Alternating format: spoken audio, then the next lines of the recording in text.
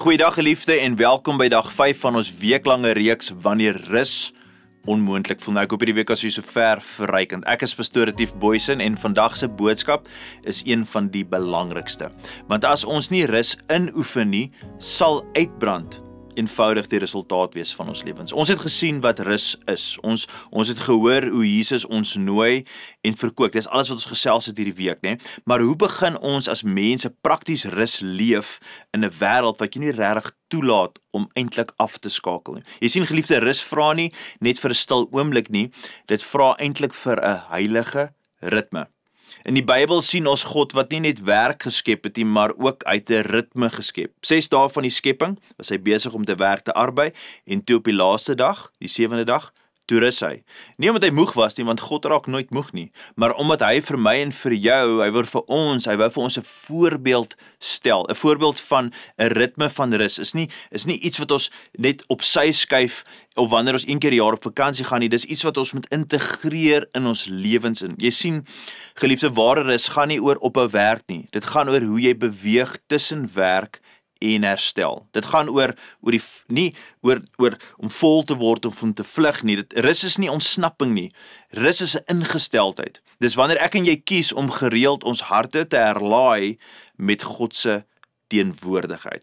Paulus skryf dit vir ons so in Kolossense 3 vers 17, wanneer hy sê, verder, doen alles, of dit nou met woorde of dade is, in die naam van die Here Jesus. So is julle heeltyd besig om deur hom dank aan God die Vader te bring. Geliefde, met ander woorde, selfs jou rus is aanbidding wanneer dit met hom gedeel word, met ons Here gedeel word. Rus is 'n ritme en rus het 'n ritme nodig. Dis 'n ritme van intentionele keuses. So, wat is die areas van jou lewe waar jy tans sonder ritme leef? Wat jaag jou sonder dat jy dit eintlik eers agterkom, nê?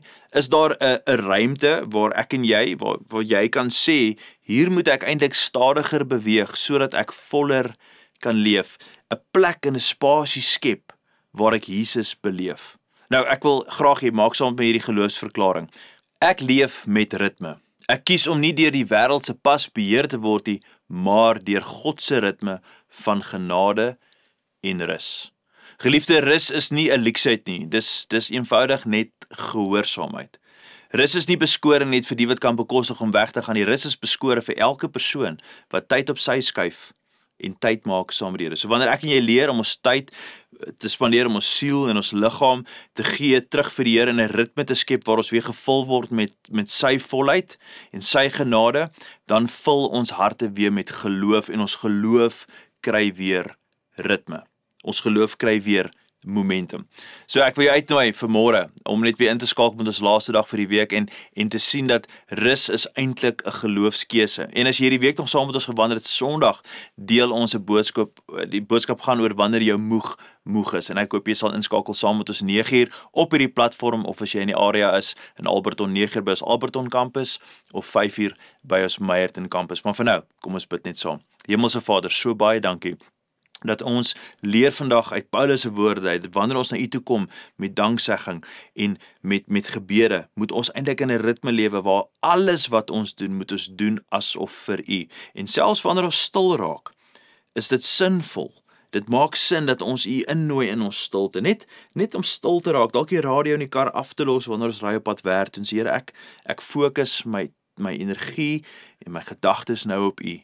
En daarom vra ek, Here, dat U my sal vul met U volheid, om so weer my geloof momentum te gee. Here, dankie dat U vir ons die voorbeeld gestel het van rus. Werk en dan rus. En daai spasie is so nodig vir ons om 'n vol en 'n gesonde geestelike lewe te handhaaf. En dis ons gebed. Ons bid vir daai genade, Here, dat ons sal stil raak en in ons stilte, dat ons werklik sal weet, U is God. Ons loof U, ons eer U. En ons bid dit als in die mooi naam van Jesus. Amen en amen. Geliefde, baie dankie dat julle inskakel saam met ons. Gaan in vrede.